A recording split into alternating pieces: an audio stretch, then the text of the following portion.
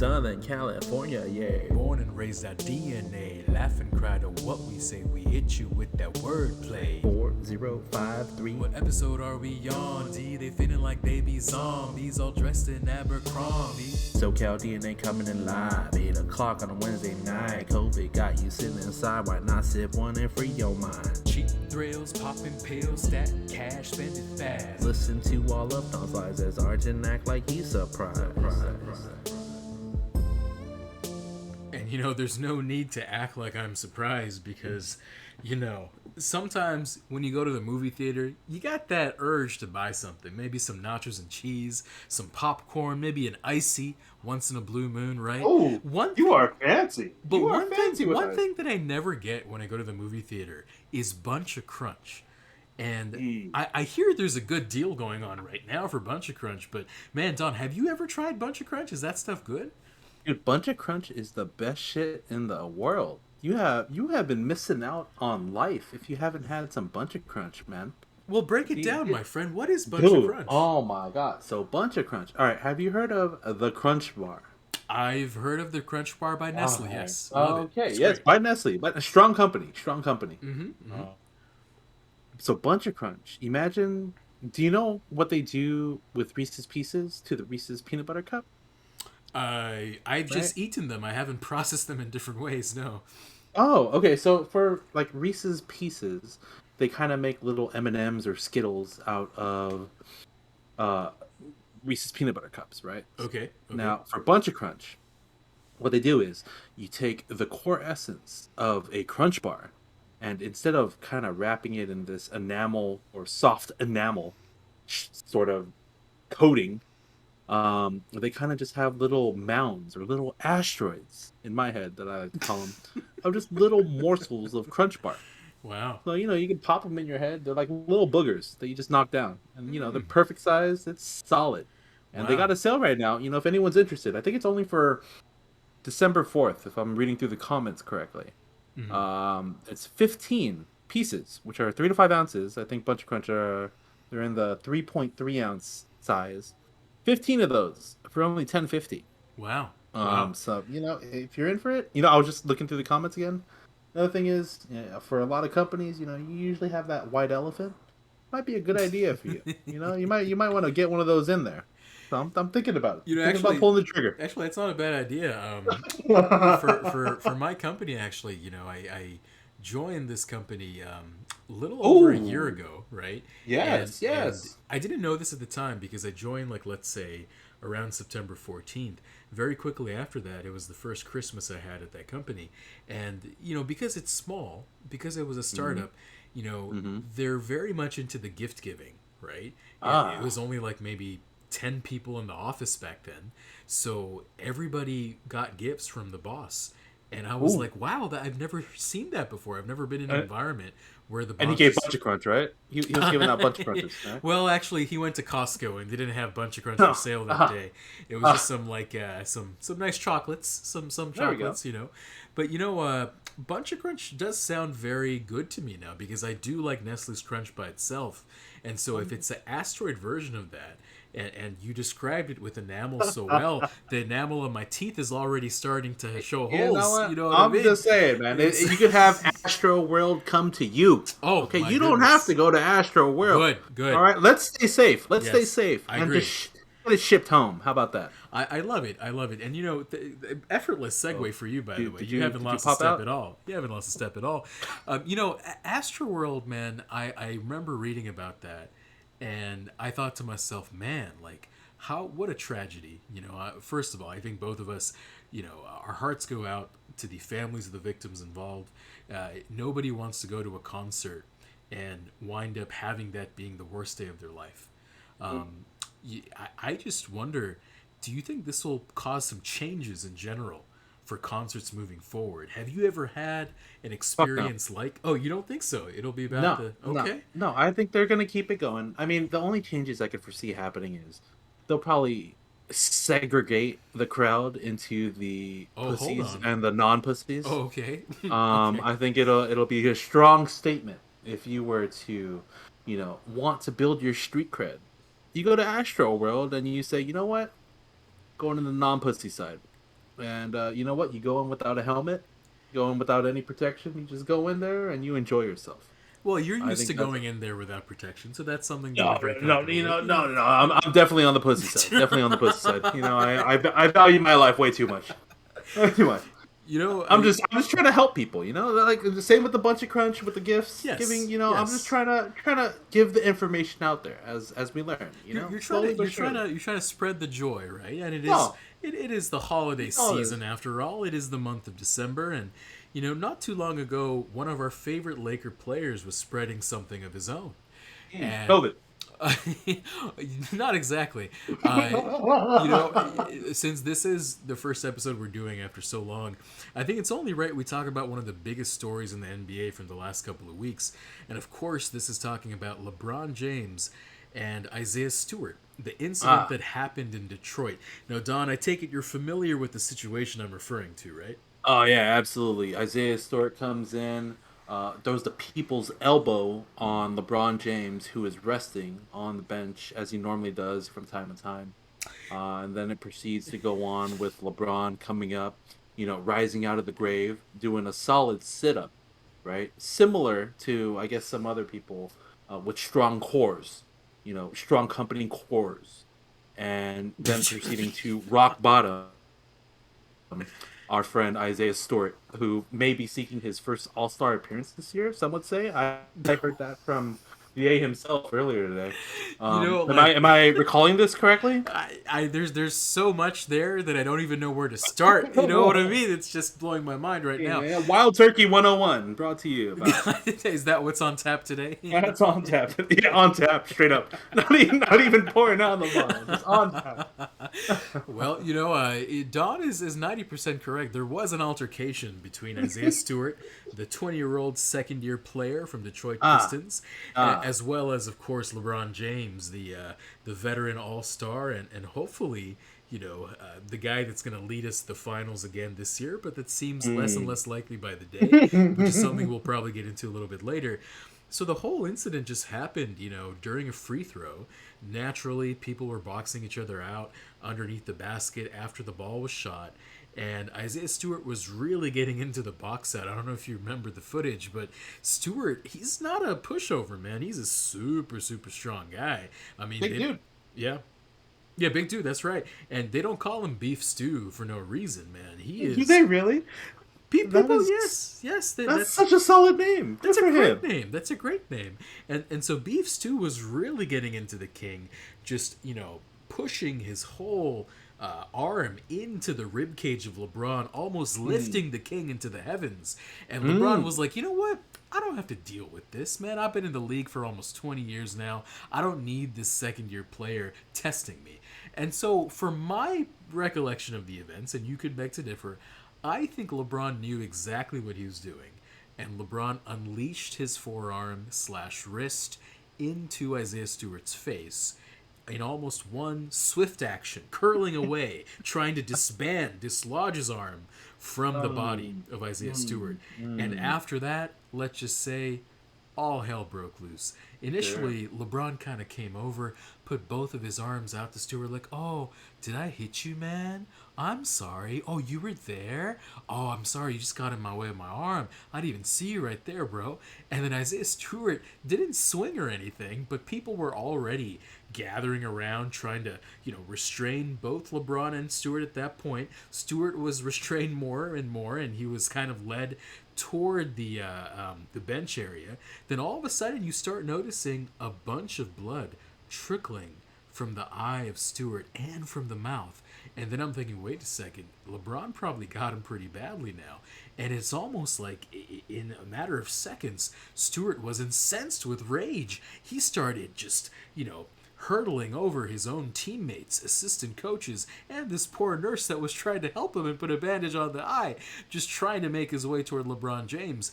And not once, not twice, but 3 times, he was held back, restrained, tried to calm down, and then fooled everybody like, all right, I'm good, and then runs around a different route. People were saying he was playing better football than the running backs in the NFL. People were saying he should be starting for the Rams. It was just madness the way he was moving around the court.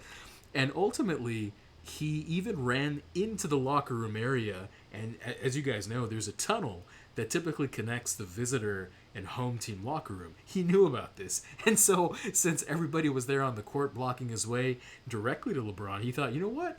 I'm going to go the other route. I'm going to go through the tunnel really fast, come out the other way.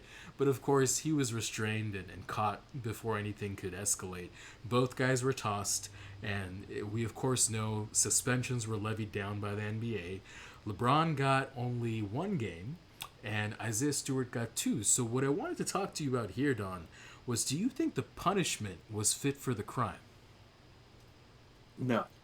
I do not think the punishment was fit for the crime. I think no punishment should have actually been garnered. Really? Really? I feel that the league is gotten too soft. And I feel that, at least when we talk about our basketball god in LA, Kobe, he was known to rub elbows the wrong way. He was known to really drill his elbows into players' ribs. LeBron here tried to probably do that, but slipped in his amateurish ways and caught Isaiah in the face. Maybe he hit him twice. I don't know how you bleed out of the, I guess, eye and mouth at the same time. But LeBron has some big hands. I guess, skills. He's got skills. He's got skills. Sure. He's got that Space Jam kind of glitchiness going on with himself. That's right. That he's able to, little pat pat instead of just one hit. Algae rhythm right there. There we go. That's what he was doing. He was glitching out. He was hacking. There you go. And I think, handing out the flagrants, I get it. Handing out the suspensions, I get it. But just a game, 2 games, what does that do? Like, in all honesty, like maybe it kind of fines them a little bit because they don't get paid for playing those 1 or 2 games. Okay, but in all honesty, what does that teach, if anything? I say you let them just play through it. Like, whatever. If they have bad blood, why does an opposing team that is neither of these 2 teams, like whoever played the Lakers the following game, why should they get an advantage for something that happened in the prior game? Well, I think you're looking at it the wrong way. It's not really for the opposing teams of the Lakers or the Pistons. It's not, but it is a byproduct of the situation. Of course, it's a byproduct. But really, so why, if it's a financial reason for the what is it, the suspension, then fucking just impose a financial fine. Whatever, the team's gonna cover it anyways. Not a big deal. But because another team is able to profit off of this altercation, I think it's just unnecessary. I think I get how there has to be some sort of punishment, just not suspensions. Whatever, make them wear an elbow pad the next game or some shit like that, so that way this doesn't happen again. But just remove them. What? How is that going to stop them from doing it again? Like, if come on, it's a really good deterrent, don't you think? If you give the sentence of 1 game suspension for LeBron, not to LeBron, LeBron makes how much money? I mean, he probably wanted a day off anyways with his old ass. He's like, I'm old now. Suspension, great. Let me go get an extra cryotherapy or some shit instead. Like what? You think he was on the bench or whatever? Like, cool, he was on the bench. But what was he doing prior 24 hours? He would normally be training his ass off. Come on. I look at it as more of a punishment for the team itself. Because without for either of these teams, it's gonna be a punishment, 1 or 2 games. Come on, we probably would have lost it anyways the next game. You're rather pessimistic about the Lakers' chances this year. I am. I'm looking at him wearing number 6, and I'm like, God damn it, that's just another jersey I gotta buy. Like, why did you have to do that? It's like, come on, just win some games. Don't try to make some money. My ass is already paying Spectrum up the ass. Like, why do I need to buy another jersey now? Well, I guess to understand your point a bit more, maybe you can explain this. A few weeks before that incident, you might remember Nikola Jokic. He shoved Marquis for Marcus Morris, one of the Morris twins. That's right. In the back. That's right. In the back, yes, right? Absolutely. Okay, and do you think the suspension was fair for Jokic? No, it never is. That's the fucking reigning MVP. You know what should have happened? Joker was preparing for Astroworld. he was coming in hot. He was ready. Morris, on the other hand, he needed to, he was trying to be a little futuristic here. He was like, "Hey, I'm on the pussy side. Don't push me. I'm just trying to play a game and collect a paycheck and Wait, enjoy myself." hold on here. though. Before you continue with What? this Yep. before you continue Okay. with this hilarious story, I just have to say, do you remember the context of that? Do you remember why Jokic did that? I know nothing. I know there's some bad blood. What is that bad blood? So really what happened was Morris started it during a dead ball or some stoppage in play. Morris kind of just ran up to Jokic and checked him really hard, unnecessarily, causing Jokic to get off balance, almost fall over. And then he kind of played it off smoothly. Like he checked Jokic, then kept walking the other way. Like kind of like a bitch move, right? And so Jokic was like, you know what? Just because I have this reputation of being a nice guy, and just because Europeans have like this stereotype that they're soft, that doesn't mean you can do that to me. I'm gonna retaliate. I'm gonna retaliate much harder than you. As he should. As he should. I agree with that. I actually agree with that move. Yeah. No, I'm all about it. I think it goes back to the whole thing of, the physicality of the game has diminished so much that it's impossible for our players to be seen as tough anymore.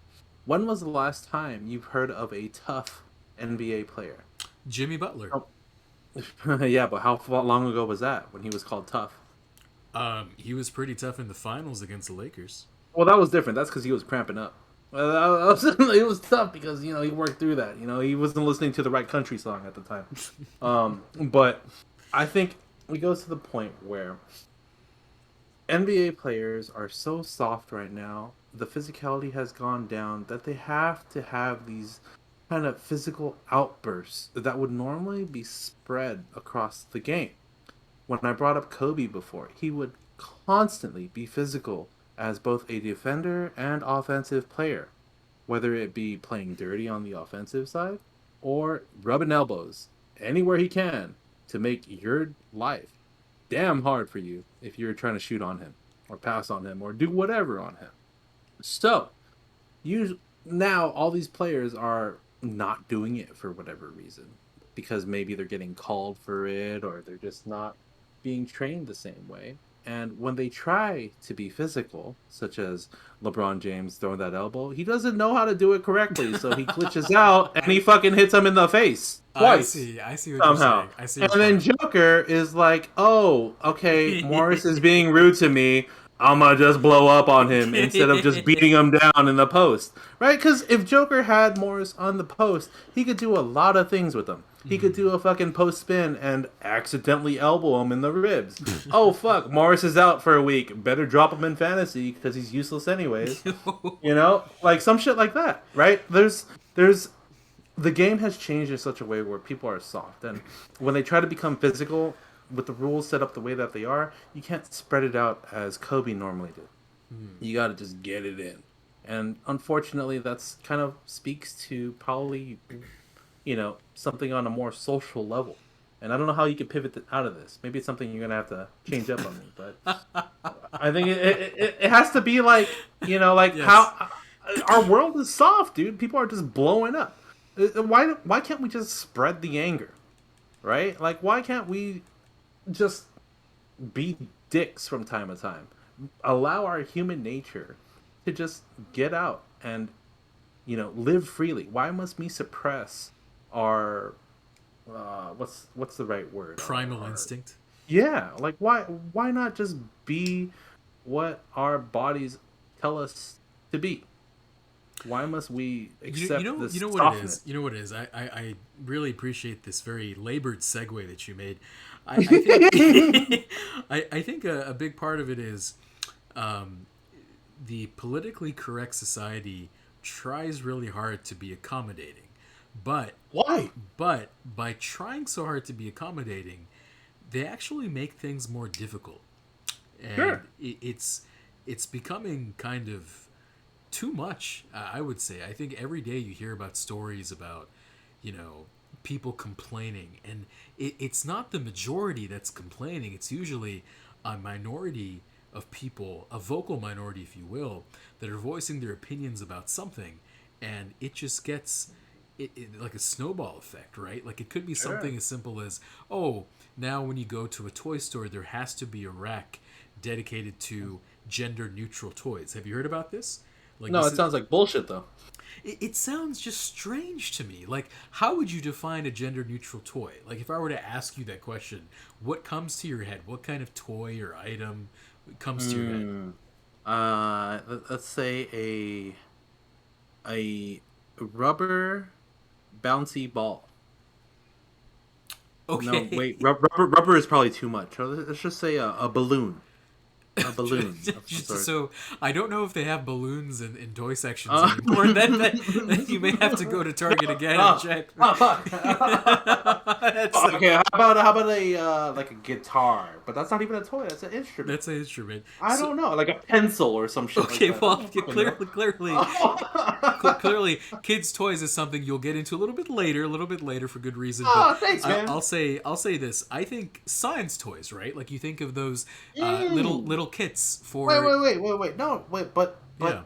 aren't scientists predominantly male anyway? So technically, it should be, that's not gender neutral. No. Well, That, even though statistically, yes, people in yeah. STEM are Uh-huh. predominantly male. Yeah. Yeah. Isn't that something that you feel is slowly changing? The balance is slowly shifting so that more and more women, more and more young girls are now getting into coding, getting into science and research. You've seen that throughout the years, right? Oh. Well, I have not followed the trend. I know a cousin of mine did some coding, but Okay. the thing is, it's like I don't want to spin away from this, but it's like one of those, just fucking do whatever makes you happy. Why are we trying to be all gender neutral about everything?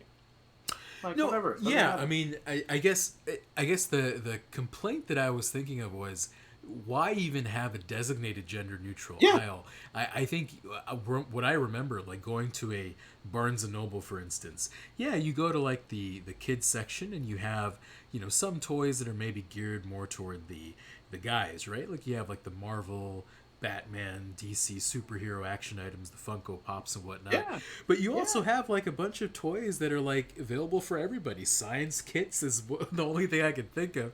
Like you have like a little microscope. You have some. You know what? I'm gonna be honest with you, man. I've Yeah. never been to a toy store and saw a science kit. I'm gonna be honest. Well, So when you brought that up, I was like, well, I don't know if I should call you out. the funny part is you and I both have interesting examples of gender neutral toys. You said pencils and balloons, and I said science kits. So clearly, neither of us have been inside a toy store in quite some time. In the world that we live in, Yeah. anything can be considered gender neutral, depending on what lens you look at it from, right? A fucking Okay. Barbie doll could be seen as gender neutral. It's like, hey, if a girl wants to play with it, by all means. If a guy wants to play with it, by all means, right? So technically, everything can be gender neutral. Mm. But Well- fuck that. None of those people belong in the pussy side of the Astroworld shit. Well, tell me this though: does the pussy side of the Astroworld basically just mean you get to sit in a chair? No, I say you don't even get to go in. They just refund you and say, you know what, we don't want to deal with the bullshit that comes our way after this, so go ahead and come on in, but here's a refund just in case. I think that's what would happen. But in all honesty, it's one of those things where I feel like people that are kind of driving this conversation are just trying to find a way to stay relevant and to have a disruptive communication to remain relevant, because without it they would probably be jobless because they can't do anything else with the rest of their lives that would be somewhat productive to society. And it may come off as a little bit rough, but you and I both work in, I would say, productive industries where our jobs don't give a shit about whether things are gender neutral or gender whatever. It's one of those, just get your shit done. As long as you're happy with it, we don't care. We care about the end product and that you're actually benefiting society. So I think all this gender neutral bullshit. Your perspective is more like a meritocracy. That's how life should be, right? Sure. Give me all the details of meritocracy. What is this thing? Meritocracy basically, if you have a skill, if you have value, if you can contribute to a goal, then you will be rewarded. Then you will escalate in your life and you'll improve society, you'll improve your own life in the process. Basically, you're rewarding people's skills and efforts rather than any particular identifiable factor. It's not about rewarding. It's more of just doing what makes you happy and contributing to society on a higher level rather than just causing commotion. I think that those people that feel like they contribute to society and cause commotion are not contributing to society. They're contributing to their own idealistic ways that have been formed from no idea. Insert whatever, insert Argent thought there. Um, but it's one of those things where I guess we come from the old school STEM and I guess old school Asian mentality of do something bigger than yourself and don't seek news of it. Don't seek gratification from it. Just do it. But hold on a second there, Don. I do understand the angle that you're taking, but isn't this at the end of the day about inclusion? Isn't this about having an environment that's inclusive and allows people from all different backgrounds, all different groups to enjoy life? Which I get, and I guess to spin it off, it's one of those things where I've never encountered a point where if you were contributing in a positive way, you would be excluded in any way. I think the people that do get excluded are the ones that are not contributing in a positive light. Those that do get excluded are those that are in a negative light. So I haven't done the research on it, but I assume that people are getting flacked are the ones that are not contributing in a positive light. They're causing more harm than good. Maybe they're going to say, oh, we're asking the questions nobody asked. Well, fuck. Sometimes when you ask a question that nobody asked, it's because it's a goddamn dumb question. But hey, I heard there was no such thing as dumb questions. No. They fucking exist, man. Whoever has told you that was just trying to make sure that they didn't get fired the next year. They were working on tenure. That's what they were doing. There are dumb questions. And unfortunately, I'm sorry to be the bearer of bad truth. Life is fucking hard. It fucking sucks. Roll with the punches, okay? Not all of us have a goddamn what do you call it? Not timeshare. What do you call those things that the parents build up and you basically have wealth for the rest of your life? A trust fund? There we go. Not all of us are trust fund kids. Some of us have to work our asses off and we had to roll with the punches. Unfortunately, some of us, like the D and the A, had to grow up as brown kids and make it in a damn white-run, privileged society. And I think you and I have done really well for ourselves, and we've earned it without cutting any corners. It's so unfortunate that people are trying to level the playing field in such a way that leveling the playing field means being handed a silver spoon. Some of us had to earn it, and I think that when people work very hard to earn something, yes, it means much, much more, and you're able to pass those gifts in a more meaningful way to future generations, regardless of your color. Because in this way, I'm sure if you talk to either the A and I in a way when neither of us are slippery, because some of us are slippery right now. So I apologize if I've offended some of you that belong in the pussy side of the Astroworld concert. We would not have any lenses that would dictate who we help in the future or not. We would help anyone that comes our way, so long as we felt that you deserved it and we're going to benefit from it as we've benefited from what we've learned. And it's one of those things where I'm sorry, but put in the work, put in the blood, sweat, and tears, because this shit's hard.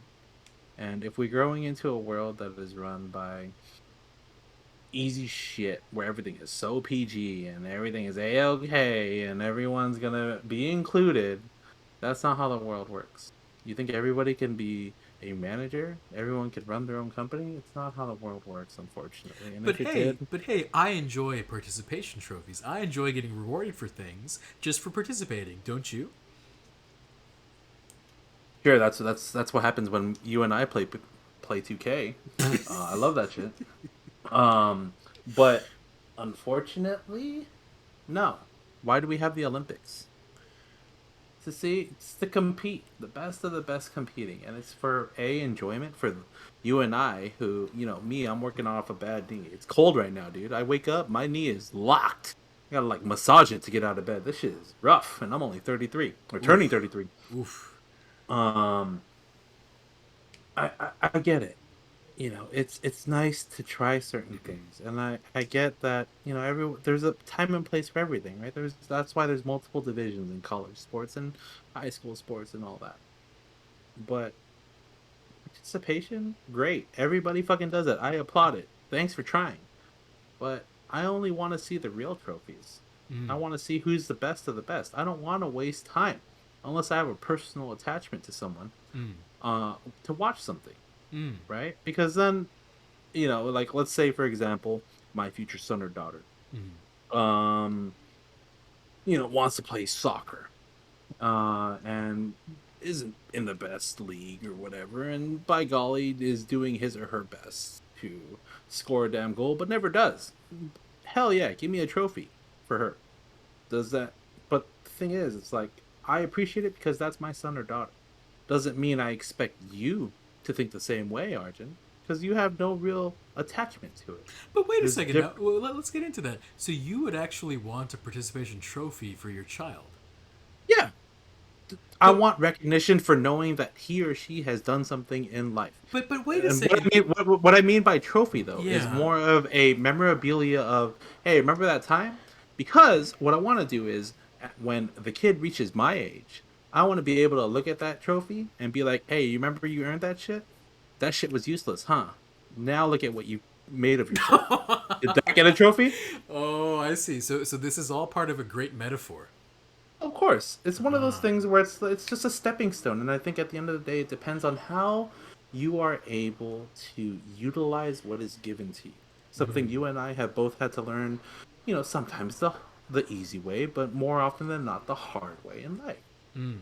And by taking these stepping stones and learning opportunities, we are able to spin them for the future generation as we see fit and as we see as most what's the right word?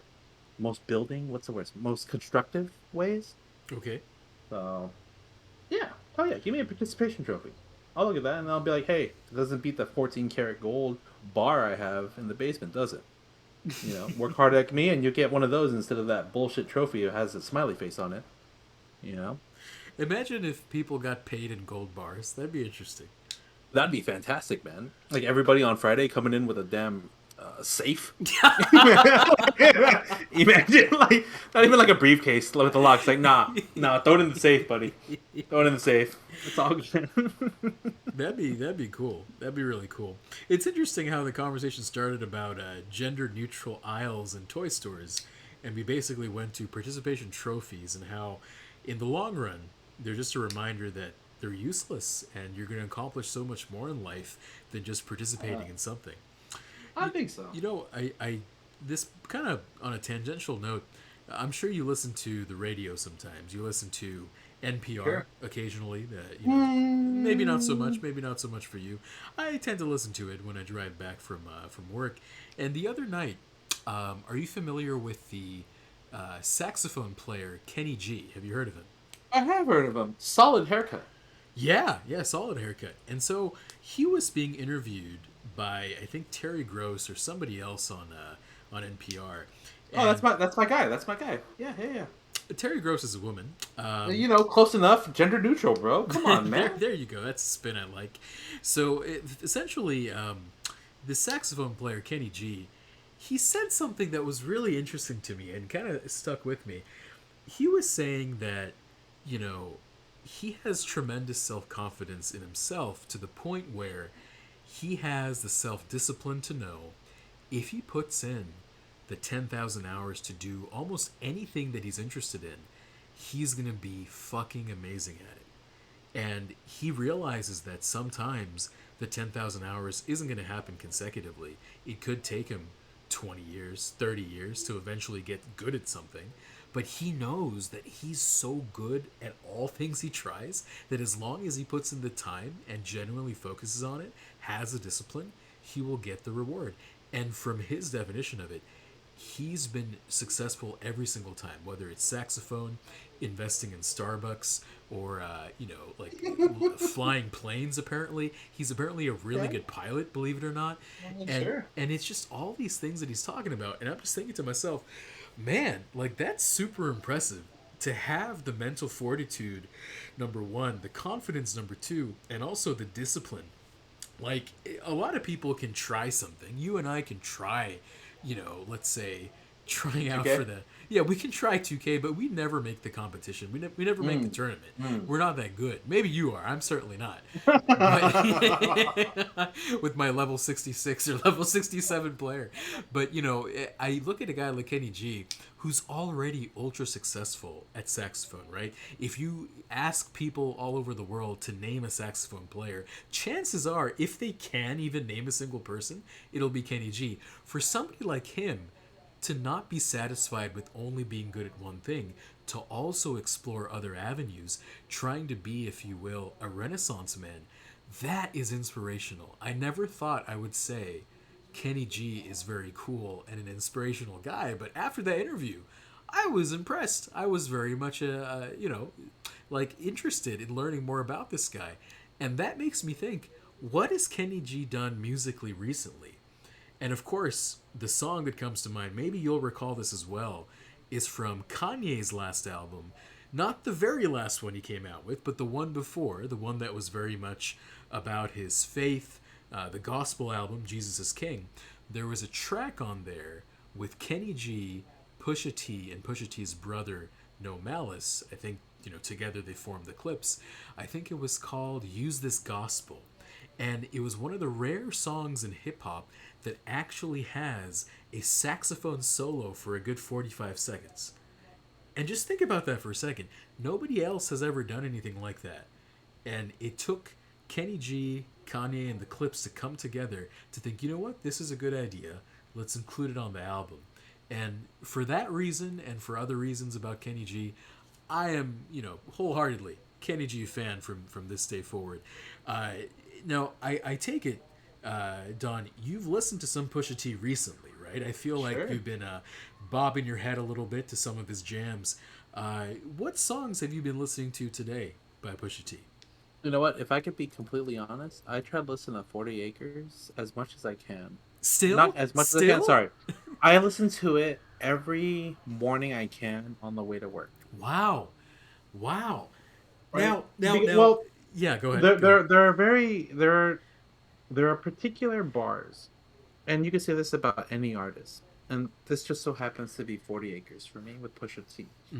There are many lines in a song, many verses, many bars in the case of hip hop and rap that inspire me to be more than I am. That inspire me to continue to strive for something that I have yet to attain, something that my family has yet to attain, and I want to be the person that is able to bring that to the table.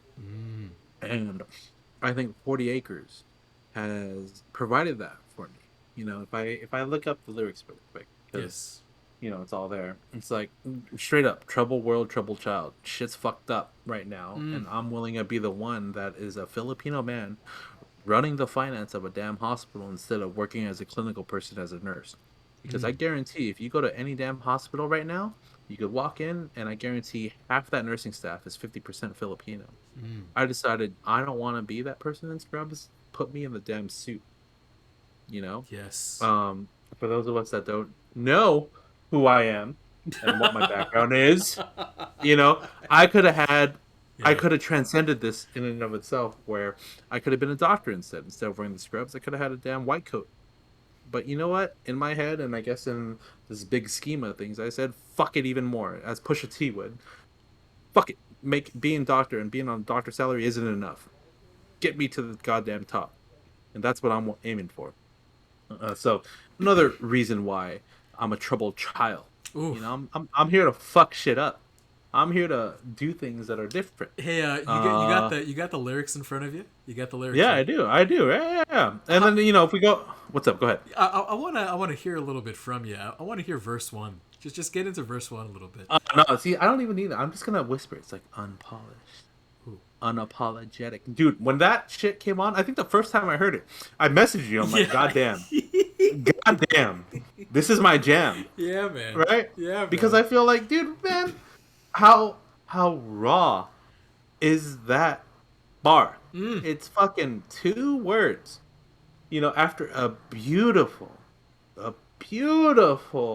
serenade by the Dream himself, by the Dream.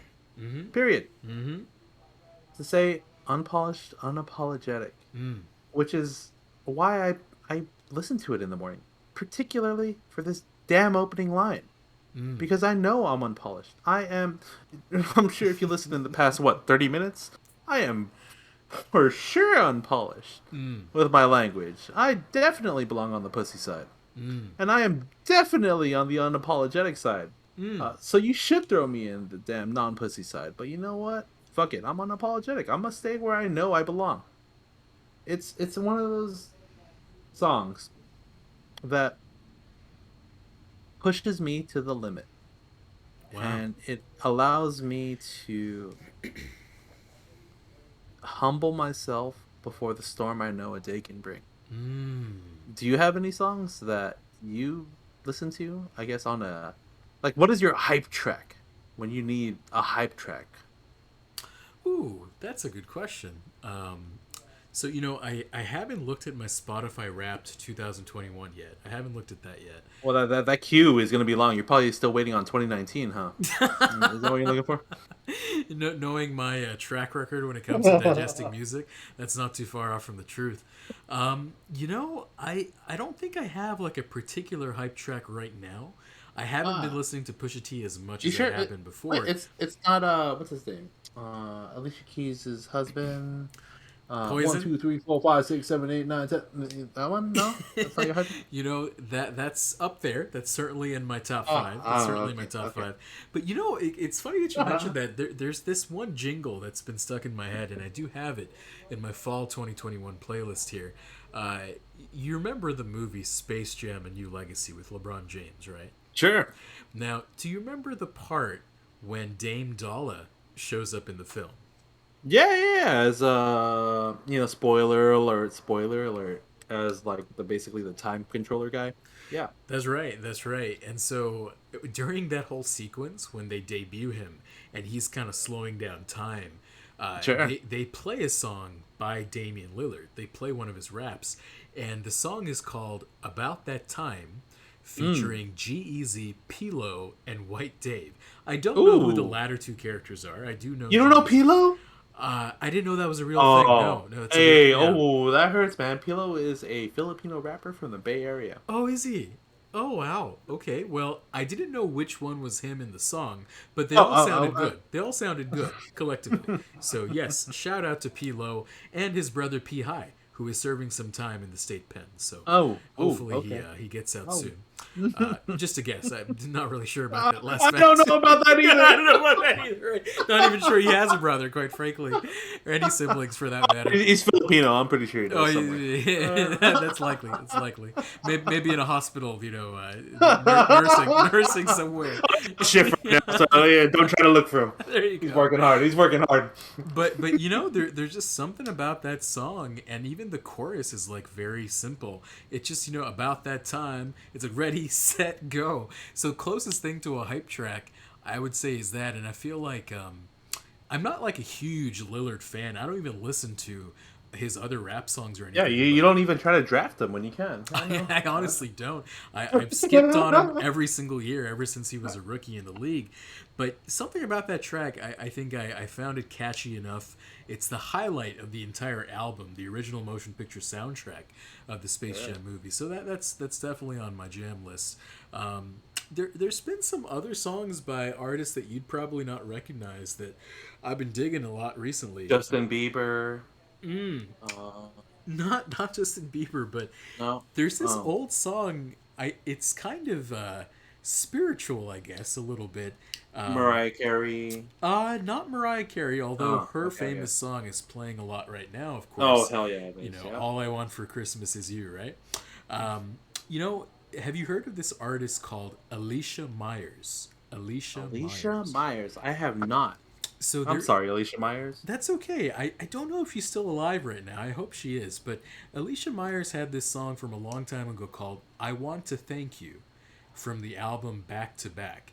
And it's been kind of stuck in my head. It's essentially a song about praising him, right? But there's something really catchy about it, and the melody is really beautiful. So if you ever get a chance, check that out on Spotify, guys. I Want to Thank You by Alicia Myers from her album Back to Back. It's just really, really good. A lot of times on this show of ours, on the SoCal DNA, we like to review music. We like to go through different albums and stuff we like to listen to. We haven't been doing that much. In the recent future, or in the recent past, I should say. What? Yeah, I know. But I would say that we do have one in the tuck, right, Don? I think there's something that we haven't uploaded. Right? You remember? I think that's on me actually. If I look at this laptop of mine. So I think eventually we may have a little Christmas surprise for our audience, maybe a little blast from the past, something that we've been holding back in the tuck for some time, but it is a good album that I think we both enjoyed. Something that All I Want for Christmas by Mariah Carey. On that level, definitely on that level. So that's something that I think the legions of fans of SoCal DNA can definitely look forward to. Hopefully, if the right strings are pulled, if the right buttons to upload are pressed by the time the clock ticks down to 2022. So we will look into that for sure. But you know what? Since we are back into the swing of things, I think it's only right that we get into a little bit of one of our favorite shows of all time. And of course, the one I'm talking about, as I look through my folders for the right track, is none other than Cowboy Bebop. And so, let's go ahead and play that old jingle that I haven't heard in so long.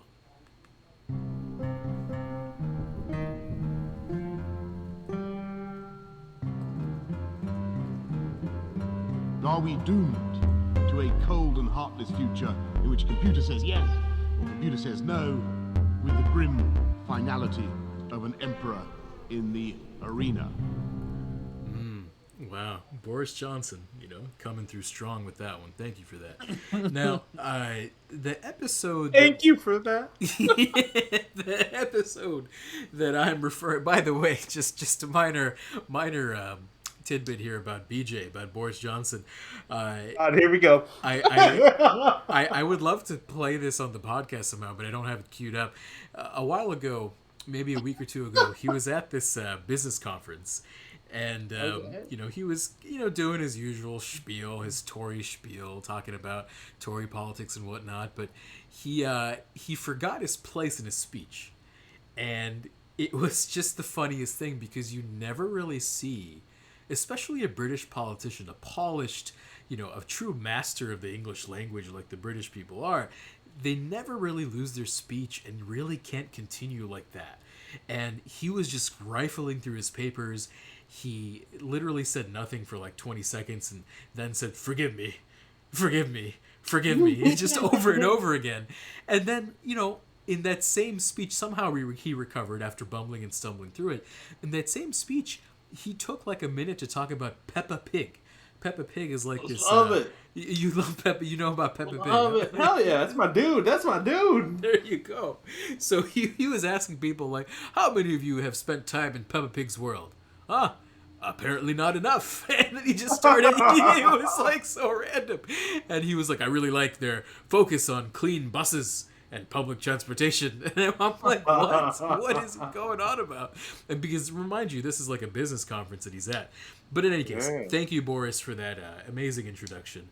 We will probably remix this later on and create a different cut.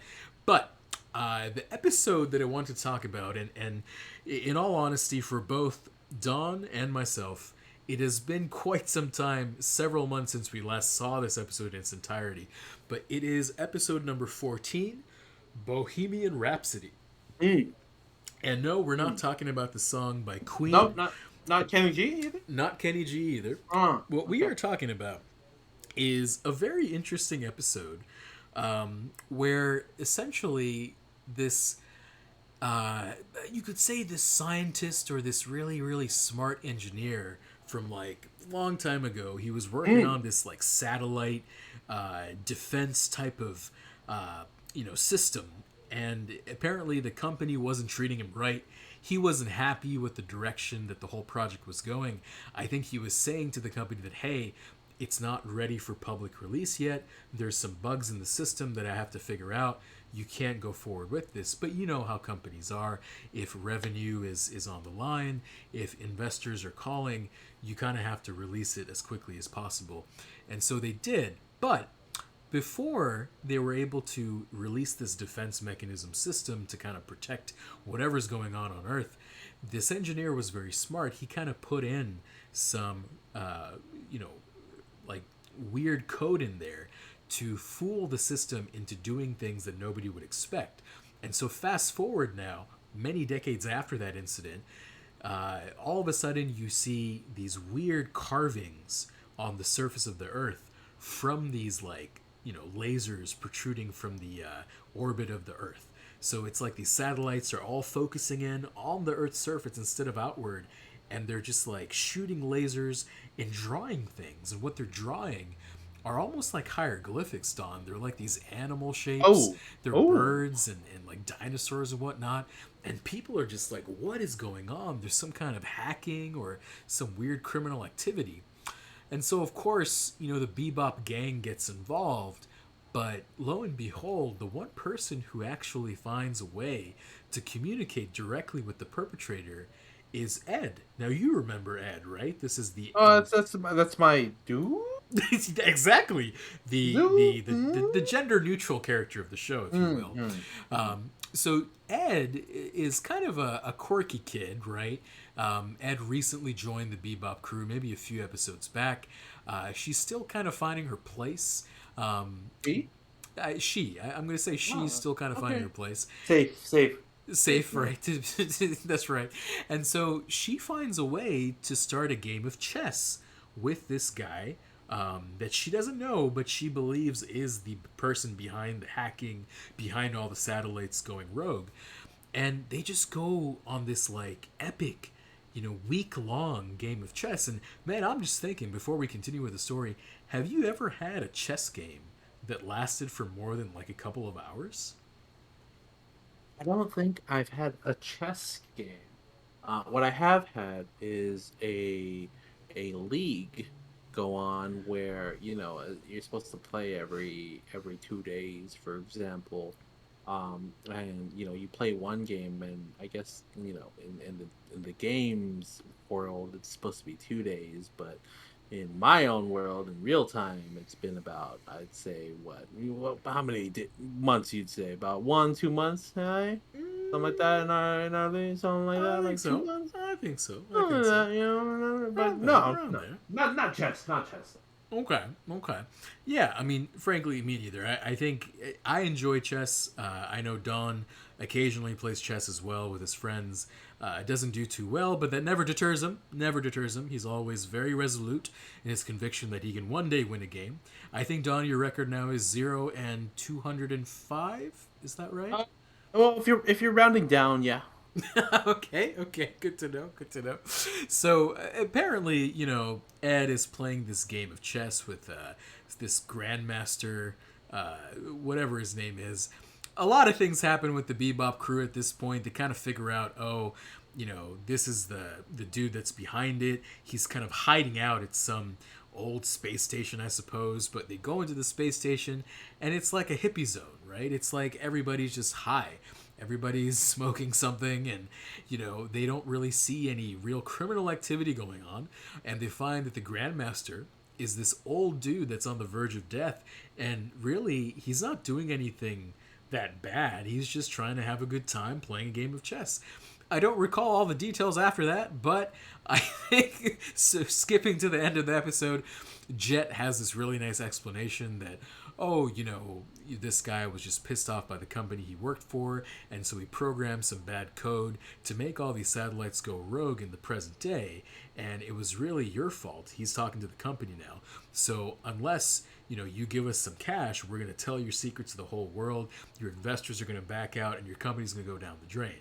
And I think they kind of agreed. They kind of get some money over to the crew, and eventually you kind of see that the final game of chess between Ed and the Grandmaster was lost by Ed. Ed spent over a week playing, and she could not win this game. And quite frankly, now that I summarized the episode, it seemed like a rather odd and almost unnecessary episode in the whole storyline of Cowboy Bebop. But do you recall anything from that one episode that stood out to you, or that makes you want to go back and go, you know what, that was pretty cool that they did that? Kinda.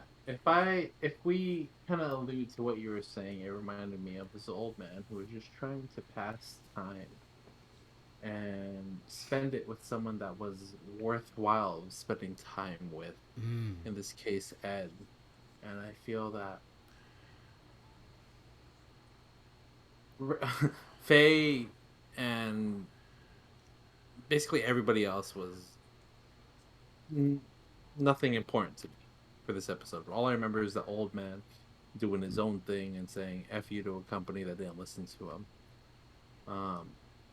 Do you think there's anybody that we could allude to today that has done such a thing? Or our company is too strong? Oh, no, that's actually a great point. I think, especially in tech, right? In tech where, clearly you have to have super, super talented and smart people working the jobs that require technical expertise, like the engineers or the programmers or the scientists. The A's of the world. No, I'm honestly not at that level, and I never will be. The A's of the world. The non-humble A's of the world. The non-humble A's. Let's go with that. So, these people, they can do things and create things that the executives, the people who are actually running the company, really have no idea about. Like, they couldn't even fathom or comprehend it. And so oftentimes you see, actually a good example, Don, would be video games, right? More so back in the day, but the whole concept of Easter eggs came from video games back in the day, where programmers would put certain bits of code or, fun references or certain imagery that only they knew about, and it would kind of bypass all the beta testers. And wait, do engineers do that shit with like real stuff? I would think so. I think it's often not meant to be done in a malicious way. Obviously, it's not. It's not like trying to steal people's, information with a keylogger or something like that. It's not to be a troll or a complete troll about it. It's to be a kind of fun troll here and there. I think so. Okay.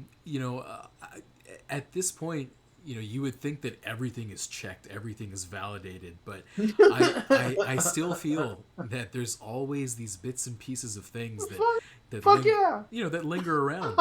And after some time, when you actually really take the time to dig into it, you kind of realize, oh, somebody did this. Somebody was working late, and they're like, you know what?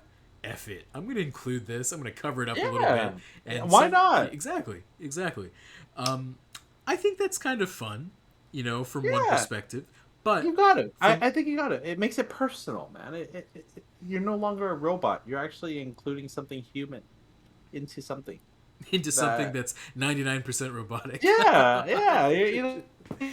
I get these jobs. You're there to code, for example, and sometimes it's nice to insert a little bit of trollness into it.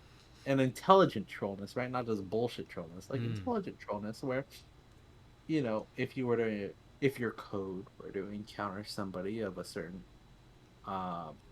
mental fortitude, they would be able to uncover such a gem you have hidden, or Easter egg, as you said. So yeah, why not? I do that shit with my work, don't you? No, not at the moment. But I'm trying to think. There were certain things that I've done before. Let's say you're scripting some kind of, screenplay. Sorry, what was that? Screenplay, right? You're scripting the screenplay. That's because, right? In your past life, you're the one that wrote Hamilton, Lion King, and what was the other one you said? I thought you were going to say Hamlet and Macbeth, and that would be Oh, really dating me right no. there. I would not age you. I would not age you that far back. Good. But no, you know, sometimes like just to kind of have a little bit of creative freedom when you write, let's say, a script for a GUI, right? Like a graphical user interface. Sometimes you could have fun with it. Like you could put like I had a picture of Donovan Mitchell on one of these GUIs for Excel. It was like an Excel macro that was like parsing frames of data to look for information and kind of like reformat it a certain way. And I called it like the Spider. Like the program was called the Spider, and you know Donovan Mitchell, his nickname is the Spider. Yeah, but strong second round pick, by the way. Actually, it's turning out to be. It's turning out to be, right? I think he's getting some steals here and there. But it was one of those things where like it was totally unnoticed by people because this GUI was primarily made for me. Like it was a tool that I made to make my job easier. So why not have fun with it, right? Why not put something in there that, you know, you could look at it and say, oh yeah, Donovan Mitchell, I remember him. He used to be good. You know? So, you know, I think I've done it at a very small, innocuous scale. But quite frankly, I think for these bigger companies that actually release some kind of software or firmware for public use, they have so many checks and balances in there that none of this shit goes through. And if it does, it's usually not intended. And it's something that could be harmful. It could be something like a, you know, not a virus, but it could be like some weird bit of code that gets your whole interface into an unknown state, causing headaches and confusion for the customer. Something like that. So ideally, it's best to avoid that practice, generally speaking, right? If you get into the whole code ethics conversation. But from the grand scheme of things, I think the point that Don and I are trying to make, sometimes having Easter eggs in there is showing people that, you know what, there's a touch of humanity in even the most robotic, repetitive, and automated things in life. And so it's good to show that in different ways. If you can find a way to get your creativity out there, it's important to do so. And sometimes that way may be having a gender-neutral aisle in a store and looking for the balloons and pencils and science kits. And sometimes it's about giving a child a participation trophy only to ridicule him or her for having that trophy 20 years in the future. But all in all, it comes together for one reason and one reason alone. You got to do what you got to do. And sometimes if you work hard enough, you'll not only get the 40 acres, you'll also get the mule. And with that, boys and girls, ladies and gentlemen, we will be signing off. And until the next episode, this is the D and the A, wishing you and yours happy holidays. Just sign up for the fucking Astroworld bullshit, man. Like, hey, I'll be on the pussy side. It's all right. You know, he has some good music. We could go chill. We could, you know, we could listen. I'll bring my what is it? My iPod. Do you remember when you got me that iPod with 40? I'll load in 40 acres, and you and I, you know, whoever's listening to this, we can all sign up. We can walk 40 acres and listen to it. So you know, do that. Let's do that. No elbows. No elbows. We won't glitch out. Unpolished, unapologetic.